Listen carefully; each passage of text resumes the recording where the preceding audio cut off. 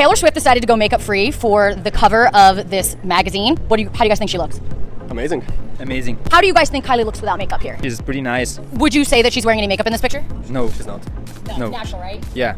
Men say they prefer women who don't wear makeup because that's what they think it looks like. And this, and this, and this, and this, and this. I could go on forever. I have mastered the art of the no makeup look. That's how I take myself from this to this.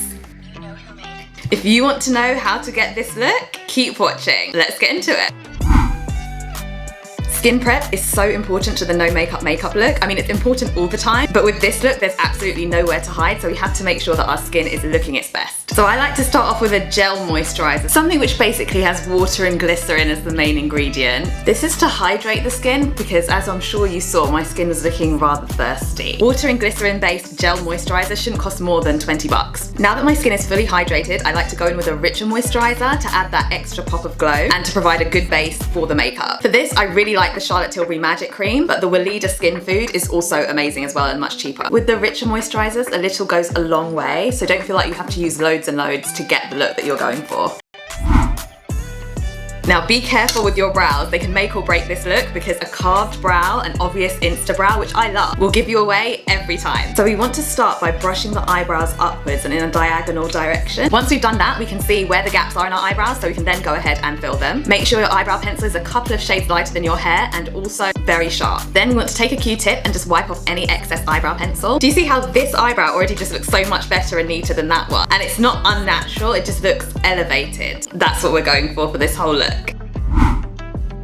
There are lots of different colours and marks on my face and they have to go naturally, of course. That's why we're going to start with colour correcting and concealing. All of the marks on my face are on the darker end of the spectrum, so I'm going to use orange to cancel them out. If your blemishes are red, then you need to use a green corrector. I want to be quite precise, so for my blemishes, I'm going to use a little pencil brush so the product goes exactly where it needs to. Now my blemishes are done, I'm going to turn to my eyes and upper lip, which are completely different colours to the rest of my skin. I'm going to use my fingers to apply a light amount of orange corrector. Yes, this is crazy, but trust the process, we're getting somewhere. We want to take a concealer with a thicker consistency. I'm going to use the RCMA palette. It's very affordable and you can get it on Amazon. Other pot concealers I've used have been anything from MAC, any concealer palette from MAC, any NARS pot concealer is amazing as well. The most important thing is that this concealer is as close to your skin colour as possible. You just go over the corrector with this concealer in the same way that you use the corrector. For foundation, we want to use a medium coverage foundation. This kind of foundation will give you some coverage, but you'll still be able to see the general texture of your skin. To apply it, we want to take a kabuki brush. We want about 2 pumps of foundation and we want to start in the middle of the face and then blend outward. Anything that's left on your brush after 2 pumps goes down your neck, so you have a more seamless look.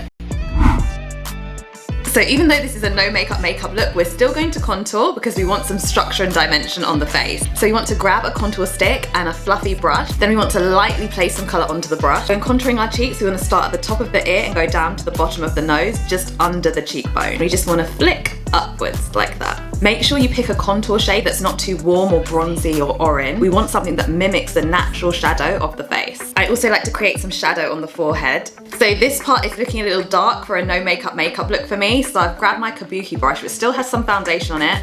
I'm just going to take it down a notch. It's a very easy way to correct over contouring. For blush, we don't want anything that stands out too much or is too pigmented. So out of these 2 blushes, this is a bright pink, which I love, but we're gonna go for this one. That's because we want to look like we've just got back from a run. Just a healthy flush. We don't want anything that stands out because that will give us away. I'm going to dab on the apples of the cheeks.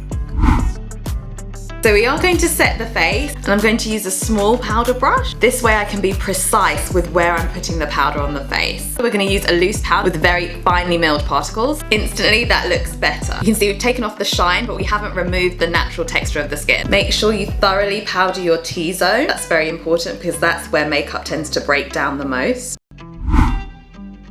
We want to use a highlighter that's almost translucent. This one's from Pat McGrath. We don't want anything that stands out too much. We're just adding some glow back into the face after the powder has taken some of that away. I also like to give my lids a little bit of a glow as well. I'm just gonna give the lashes a curl. With mascara, we don't want to push the lashes up too much, we just want to give them a boost. We can give ourselves a wing by highlighting the lashes at the end of the eye, so they go up a bit more. You see a slight cat eye without any liner, which is great for our look. I like to put a little bit of bronzer underneath my bottom lip and above my Cupid's bow to give my lips a bit more volume. We want to use a lip liner that's as close to our natural lip line colour as possible, surprise, surprise. We're going to take a little brush and then rub it through some lipstick that's a similar colour to your lip liner, and then gently buff it onto the lip. A touch of lip balm.